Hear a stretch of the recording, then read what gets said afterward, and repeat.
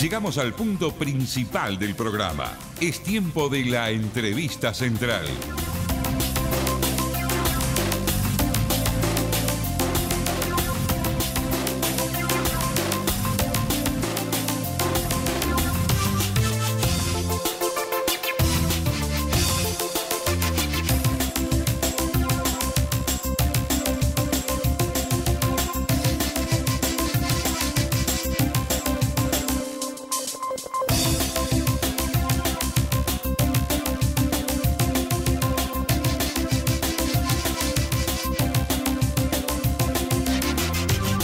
Señores, 7 de la mañana, 19 minutos. Bueno, 20 minutos.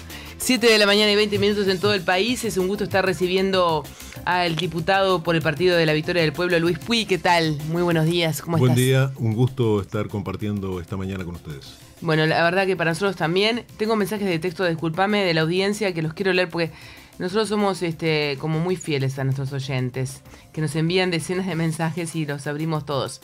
Feliz cumple, que disfrutes la vida, que es muy linda. Saludos a Freddy Luis de Maldonado. Gracias por el saludo y la verdad que sí, un saludo a Maldonado, divino departamento. Hola Elsa, muy feliz cumple, todo lo mejor para ti junto a tu familia. Gracias por informarnos, abrazos. Nancy, gracias Nancy. Llegan más mensajes. Muy feliz cumple, espero que te caigan bien los 50. ¿Quién mandó esto? Dios mío, por ahora no llegué a los 50. Ojalá que sí llegue, la verdad. Feliz de llegar a los 50 algún día. A ver, otro mensaje más. Feliz cumple y que disfrutes la vida, que es lindo vivir en Uruguay. Luis de Maldonado. La verdad que sí, es lindo vivir en Uruguay. La terrible presión de la nada debe ser lo que tiene ocupado a Jaime Clara, Elsa. Me parece que no me creyeron ni Valeria. Elsa me cela mucho. Mandarles un beso enorme de mi parte. Decirles de nuevo un beso grande para Jaime Clara, que está allá en la 690. Bueno, estamos con el diputado, les decía, del Partido por la Victoria del Pueblo, del Frente Amplio, Luis Puig, aquí en estudios, y es un gusto estar recibiéndolo.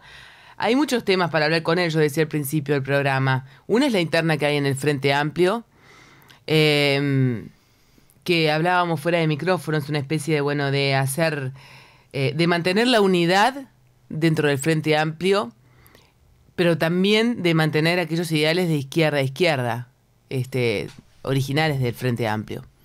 Sí, en primerísimo lugar, feliz cumpleaños, ¿no? Información. Gracias. Que recabo en este momento. Que caíste acá en el cumpleaños. Exactamente. El Frente Amplio tiene una característica que lo hace singular en el mundo, ¿no? Ajá. Uno cuando dialoga con compañeros de izquierda de diferentes partes del mundo, sucede algo bastante parecido a la experiencia del movimiento sindical uruguayo, ¿no? Cuando uno dialoga con compañeros de Brasil, de Paraguay, de Francia, de España, dicen, ¿cómo hacen los uruguayos para mantener la unidad del movimiento sindical? Y ahí uno explica, por ejemplo, que la unidad viene de el amalgamarse distintas corrientes, ¿no? Por ejemplo. Y relato esto previamente porque la unidad del Frente Amplio surge de la unidad del movimiento sindical. En la década del 60, después de muchos intentos, dirigentes comunistas y anarquistas enfrentados en el mundo a partir de lo que fue la Guerra Civil Española, que había generado mucho dolor, fueron capaces de entender que las diferencias entre los dirigentes eran menos importantes que la unidad de los trabajadores. Y eso llevó a un proceso de integración, de debate, de unidad que no fue unanimidad, que fue una unidad en la diversidad. Y eso de alguna manera fue lo que dio lugar al Frente Amplio. Nosotros como corriente política no participamos del Frente en el 71, cosa que autocriticamos posteriormente. Y una de las cosas que decía Hugo Cores, en realidad el Frente Amplio no es lo fundamental en el Frente. no son los sectores, no son sus dirigentes. Lo fundamental en el frente es ese sentimiento que se genera entre los militantes que compartieron juntos una camionada, una movilización, que enfrentaron a la dictadura. Esas cosas es que hacen muy fuerte la unidad del Frente Amplio. Bueno, pero tenemos un presidente que no participó de nada de eso en este momento. Un presidente que viene de una colectividad que dio muchísimo a ese proceso, ¿no? Sí, pero que él personalmente no tuvo ninguna participación en todas esas cosas que tú mencionabas recién. Bueno, yo recuerdo porque el hermano del presidente, Jorge Vázquez, fue militante y dirigente de nuestra organización. Y de alguna manera cuando Jorge cae preso, la familia de Vázquez, con Tabaré incluido, inician un proceso de denuncia. Jorge está unos días secuestrado, desaparecido, inician un proceso de denuncia. Tabaré participa en esa denuncia junto a su familia y demás. Pero además, yo puedo tener diferencias con Tabaré Vázquez, pero no puedo dejarle de reconocer su compromiso con las luchas de transformación en el país, su participación en la comisión que llevó adelante el voto verde en el 89. Y por sobre todas las cosas, porque los colectivos son eso, los colectivos no empiezan ni terminan con la experiencia vital de cada uno, sino que son expresiones que se van construyendo con hombres y mujeres a lo largo de muchos años. Bueno, Tabaré, por algo, llegó a la dirección del Partido Socialista, partido que tiene una historia de lucha que nosotros reivindicamos y respetamos. Mantener ese equilibrio, ¿cómo se hace? ¿Cómo se logra? Y mantener esa unidad. Bueno, yo creo que con el compromiso de todos en que la herramienta es fundamental para las transformaciones. Y esto, insisto, no quiere decir que nadie tenga que ocultar o disimular sus posicionamientos. Nosotros, por ejemplo, que estamos convencidos de la necesidad de que el Frente debe transitar caminos de izquierda. ¿Qué quiere decir ser de izquierda?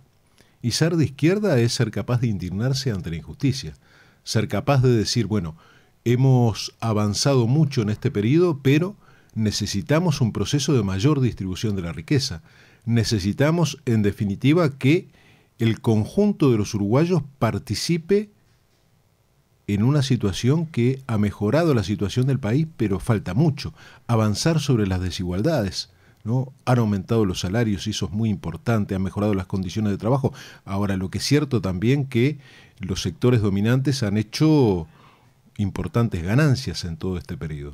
Entonces yo digo, desarrollar una política de izquierda en materia económica, una política de izquierda en materia de derechos humanos, donde el tema verdad y justicia es fundamental, pero también son fundamentales los derechos de la mujer, los derechos de los jóvenes. Bueno, nosotros que impulsamos esa política de izquierda dentro del Frente Amplio, ser consecuentes con el tema de derechos humanos, bueno, hemos tenido en los últimos días o en los últimos meses un debate muy fuerte dentro de la fuerza política en relación al tema de derechos humanos y cómo entendemos que es incompatible abrazar la causa de derechos humanos, plantear que hay que ir a más, que la verdad y la justicia es un aspecto fundamental en la democracia, que no se compatibiliza con el mantenimiento en el Ministerio de Defensa del ministro Fernández Huidobro. Están pidiendo directamente que renuncie, ¿no, Huidobro? Estamos pidiendo, y le hemos planteado al presidente de la República, lo hemos planteado en el Frente Amplio, que en realidad debe ser removido de su cargo. ¿Cuáles son las razones? Las razones son... Además de las que públicamente conocemos, ¿no? Bueno, digo, las declaraciones de Huidobro, etcétera. Las razones son una combinación de factores, entre ellos el escasísimo aporte del Ministerio de Defensa en el esclarecimiento, en el aportar elementos para esclarecer las causas de derechos humanos, para dar información sobre militares involucrados en esas violaciones. Tiene que ver con una práctica permanente de intentar desmoralizar a los que luchan por verdad y justicia. El ataque sistemático a las organizaciones de derechos humanos es un aspecto que no es casual, que se hace ¿para qué? Y se hace para generar desmoralización entre esos sectores y de alguna manera algunas apariciones públicas del ministro cuestionando decisiones de la justicia que procesaba terroristas de Estado, son en realidad un flaco favor a la causa por los derechos humanos, ¿no? ¿Qué está pasando con Huidobro según su propia visión o la visión que tiene el PDP o la visión que tiene los sectores del Frente Amplio que están pidiendo que renuncie? O sea, ¿por qué está en esa posición un hombre que fue, que tomó las armas para llegar al poder, que luego fue detenido, estuvo preso muchísimos años, estuvo conviviendo con militares, fue de alguna manera víctima también de la represión militar, o sea, de torturas, etcétera? Debería ser una persona sumamente aliada de las organizaciones de los derechos humanos. ¿Por qué no lo es? Bueno, yo creo que ahí en la base hay una concesión política que es de la que se parte. Concesión política que comparten algunos integrantes del MLN Tupamaros, que en realidad lo que sucedió en Uruguay se trató de una guerra, un enfrentamiento entre dos bandos, sí. Dos bandos con combatientes. Hablan de la dignidad de los combatientes y en realidad yo creo que ese es el error de base. Esto no fue una guerra, esto fue la instalación de la maquinaria criminal más perfecta, que es el Estado terrorista, donde el conjunto de la población no tiene posibilidades de defensa, donde no hay justicia independiente, donde se avasallan los derechos todos los días, pero no solo de quienes tomaron las armas, del conjunto de la población. Yo me pregunto, los jóvenes que estaban en el liceo en la época de la dictadura, ¿no? Cuando las mujeres iban al liceo, no podían entrar si tenían la falda corta o si los jóvenes tenían el pelo largo. ¿Eso para qué se hacía? Para plantear una situación de verdugueo que diera como resultado que para vivir había que amansarse, que para vivir no había que resistir. Bueno, ese terrorismo sobre el conjunto de la población que implicó miles de presos, torturados, fue terrorismo sobre el conjunto de la sociedad. Entonces nadie puede arrogarse el derecho de decir yo represento a la sociedad y no quiero justicia. No, porque en realidad la justicia es un componente fundamental de cualquier proceso democrático. Los procesos en los cuales están plagados de impunidades es un llamado a volver a repetir esa situación. Por eso yo creo que la lucha de las organizaciones de derechos humanos, la lucha del movimiento sindical en ese tema, son de carácter fundamental.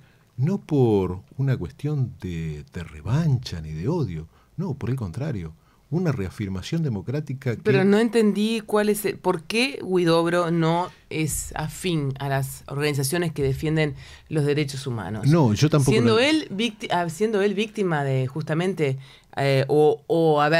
dicen que fue víctima de torturas, de que estuvo preso tantos años. Otros dicen, bueno, él cometió delitos también. Hay gente que dice cometieron delitos de lesa humanidad y por eso terminaron presos también, porque se armaron contra un Estado democrático que había en ese momento. Pero de todas maneras es considerado preso político. ¿Por qué no estar afiliado a las organizaciones de derechos humanos y defenderlas y además ocuparse de llevar adelante y de impulsar aquellas políticas para llegar a la verdad como aspiran llegar las organizaciones de derechos humanos? Yo creo... O sea, no lo comprendo bien a Huidobro. No, es que yo creo que ninguno de nosotros alcanza a comprender bien esa situación. De repente pues, partimos de diferencias de base, ¿no? Huidobro plantea que, como te decía, que eso fue una guerra, que en la guerra hay dolor, hay víctimas, y por tanto, como fue un enfrentamiento entre dos bandos, esos dos bandos pueden reconciliarse, pueden plantearse proyectos comunes. Nosotros no creemos que haya habido... Claro, pero el mensaje de él tampoco es ese, no es conciliador entre las partes. El mensaje es de atacar a las organizaciones de derechos humanos. No, cuando hablo de las partes entre ellos me refiero a esos combatientes que mantienen esa posición y los militares. Ahí no hay ahí sí hay una posición de conciliación. Hay una actitud de ataque hacia las organizaciones de derechos humanos, ¿no? Lo cual a nosotros, por eso que estamos pidiendo la renuncia, porque en realidad no se condice con el sentimiento colectivo de un pueblo que quiere verdad y justicia, ¿no? Claro. Y un ministro de un gobierno de izquierda que exprese esa situación, nos parece que es... Más un ministro de defensa, ¿no verdad? Se dice que Huidobro es un hombre muy, muy cercano, o sea, muy afín a los militares. Afín no por ser el ministro de defensa, ¿no verdad? Sino que es amigo de los militares. Y que lo fue siempre. Bueno, Huidobro dice que los militares lo adoran. Dice también que se estigmatiza a los hombres que usan uniforme. Yo creo que eso es absolutamente falso. existe un cariño desarrollado por la figura de Sereñi, de Sufriategui, de Montañés, de tantos militares que enfrentaron a la dictadura, que reivindicaron el tema de la libertad, que se enfrentaron al golpe de Estado. Por tanto, no es ese el tema. El tema es que la impunidad en el país, cuando se consagra la impunidad en el país, como se consagró en la región, eso afecta fundamentalmente todo el tema de la democracia.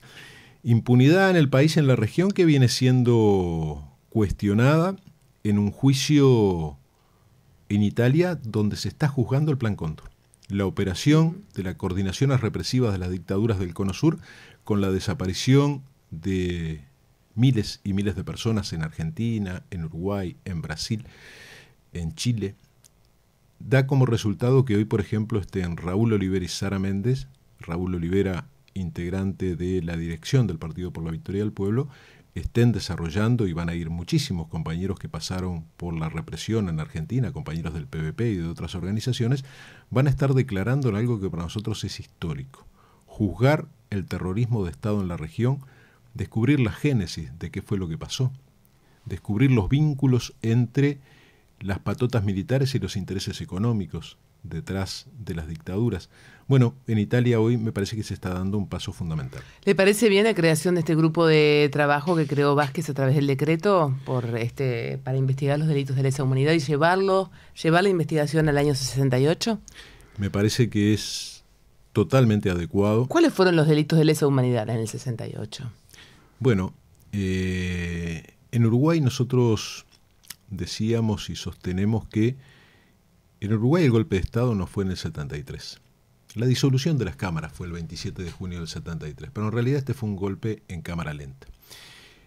En el 73 había, y vamos a analizar un poquito, porque si no queda como una cuestión muy casuística. En realidad lo que hubo en Uruguay, lo que hubo en la región, fue una reestructuración de un país capitalista dependiente en una reestructuración mundial donde era necesario, para mantener la tasa de ganancia de los sectores empresariales,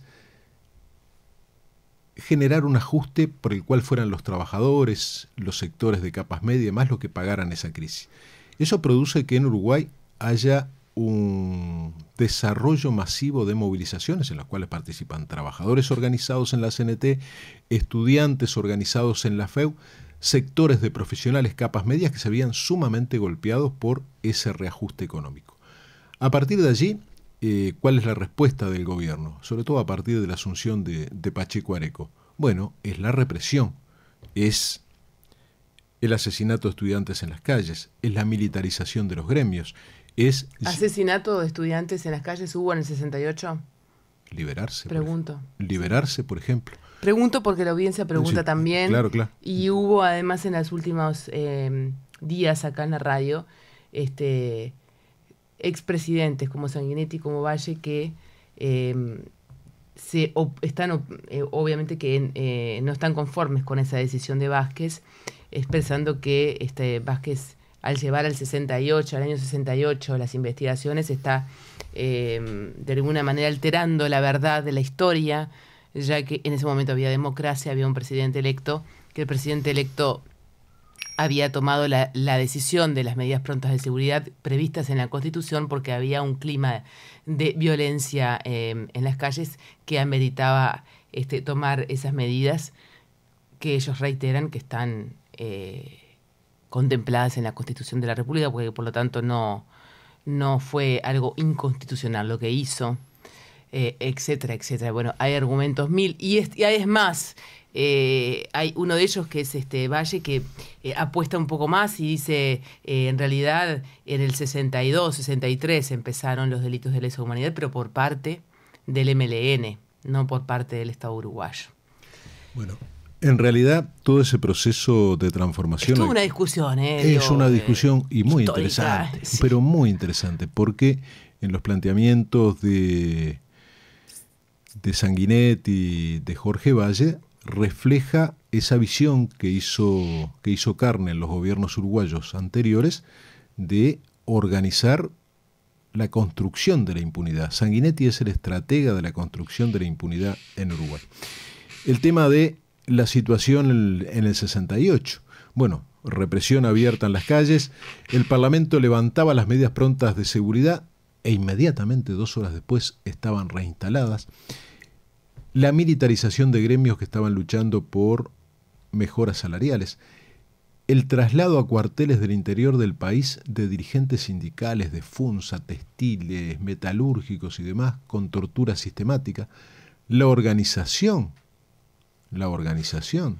del Escuadrón de la Muerte, muy cercana a personas del gobierno, ¿no? Muy cercana a personas del gobierno. Acosta y Lara, ministro de Educación, ¿no? Muy cercanas, que generó un proceso de asesinatos muy fuertes que conmovió al país. Yo creo que esta decisión de Vázquez de analizar desde el 68 es muy saludable, porque en realidad ese golpe de Estado fue en cámara lenta. Había violación de las libertades ya desde antes del 27 de junio del 73. Y además cuando muchas... Ahora, yo le pregunto, sí, porque me pongo del otro lado sí. del mostrador, ¿cómo tengo que hacer? Me pregunto, ¿y los delitos que cometió el MLN? Los secuestros que cometió desde el 60 y pico, los robos, etcétera, etcétera, ¿esos no van a ser juzgados? Bueno, ¿O no deberían también ser juzgados, puestos a...? Bueno, hay un primer elemento que me parece que hay que dejar claro, porque no es que lo digamos nosotros, no es que lo diga el Partido por la Victoria del Pueblo. La Corte Interamericana, la ONU, los distintos organismos internacionales en materia de derechos humanos separan categóricamente la categoría de civiles de la del Estado. ¿Por qué? Los civiles cometen delitos. El Estado es el que desarrolla acciones. El terrorismo de Estado no puede ser comparado con la acción de civiles.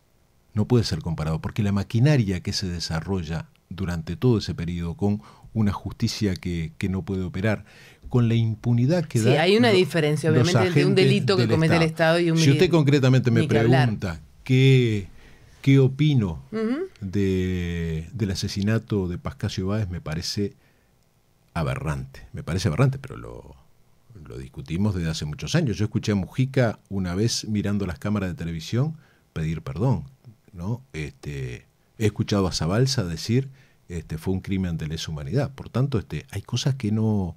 Y después dirán ellos... Claro, pero con pedir perdón, ustedes, por ejemplo, desde ese otro lado, la verdad, del mostrador, no les sirve solamente un pedido de disculpas, también quieren justicia. Bueno, del otro lado no ha habido jamás un pedido de perdón, por el contrario, hay apología del terrorismo de Estado. Uno escucha a este señor presidente del centro militar, Cedrés, que se da el lujo de hablar un día sí, el otro también, y reivindicar los crímenes. Yo digo, pero por favor, acá lo que hay es una apología al terrorismo de Estado. Cuando durante mucho tiempo dijeron los militares uruguayos no estuvieron en Argentina, y ahora te dicen que en realidad, ¿qué decían? Nos procesan, nunca estuvimos en Argentina, nos procesan por la muerte, por el secuestro y por la muerte, dicen, de Adalberto Soba, y nosotros a este tipo no lo conocimos. ¿Pero cómo? Ahora Cedrés dice, y tuvimos que hacerlo en aras de la patria, en aras del patriotismo. Por eso fuimos a buscar a Hugo Cores, por eso fuimos a buscar a Adalberto Soba. ¿Cómo? No era que no lo conocían. Ahora están reconociendo, pero además justifican los delitos. Y eso es gravísimo desde el punto de vista de un Estado que quiere consolidar la democracia, como cual está empeñado el Frente Amplio hoy. Sabe que hay un oyente que nos hace cambiar de tema y ya tenemos que ir terminando la nota. Es de Maldonado. Dice, bueno, nada, habla sobre mi cumpleaños, dice que cumplo 20. Le agradezco mucho. 22, ¿no? Claro, ahí va. Y el señor diputado, dice, le comento, está la gente sin trabajo acá en Maldonado, ¿qué solución le ve? Bueno, nos cambió radicalmente de tema. No, pero me parece... Y creo que también vale la pena hablar en los últimos minutitos, ahora que tenemos entrevistas sobre ese tema, que ni que hablar, que es muy importante, ¿no? Bueno, nosotros en el Parlamento, nuestro eje de trabajo es el tema de los derechos de los trabajadores, ¿no? Acabamos de venir de Salto de una situación en la cual hay 2.000 trabajadores municipales que no cobran el salario, que se les hace retenciones durante mucho tiempo, retenciones para pagar el alquiler o pagar la cuota del banco hipotecario y no y eso no se aporta, donde no se pagan las pensiones alimenticias, donde hay una situación de crisis profunda desarrollada en Salto, donde generó una situación social muy importante. Bueno, estamos trabajando en eso. Nosotros que estamos convencidos que ha habido avances importantísimos en estos 10 años en materia de salario, negociación colectiva, derechos sindicales y demás, al mismo tiempo creemos que hay muchos lugares donde las patronales no respetan los derechos de los trabajadores. Y en eso estamos trabajando, a eso nos estamos dedicando, al tema de los derechos de los trabajadores. La situación de falta de trabajo en algunos lugares, en un país donde tienen una desocupación que históricamente es muy baja, en torno al 6-7%, pero claro, para el que está desocupado, ahí es un 100%, ¿no? Para la persona, obviamente, para el hombre o mujer que está desocupado, es un drama muy fuerte. Muy fuerte. Yo estuve despedido 10 años. Ni que hablar si es una persona que tiene familia, pero ¿no? Claro, o sea, que depende de ella, ¿no? O sea, que conozco el tema. Yo estuve despedido 10 años por la empresa Gaseba, Gas de France, por enfrentar la privatización, haciendo changas en la construcción, en momentos que era difícil conseguir changa en el 2002, ¿no? Estaba complicado. Hoy es una situación distinta en el país, pero está clarísimo que para la persona que está desocupada, ese es un drama de carne y hueso que es muy importante y el cual hay que atender de forma principal, ¿no? Se nos fue el tiempo, Luis Puig. Le agradezco muchísimo. Puig, ¿no, verdad? Exactamente. No es Puig. Es Puig. Es Puig. Le agradezco mucho. Nos tenemos que ir ya a la pausa porque viene el espacio de la Unión Ferroviaria, donde también es bastante compleja la situación que están viviendo. Todos los miércoles tienen su espacio aquí en Radio 1010, así que hacemos la pausa. Le agradezco nuevamente a Puig su presencia por aquí a esta hora de la mañana y vamos con la Unión Ferroviaria tras la pausa. La solidaridad con los compañeros de Unión Ferroviaria.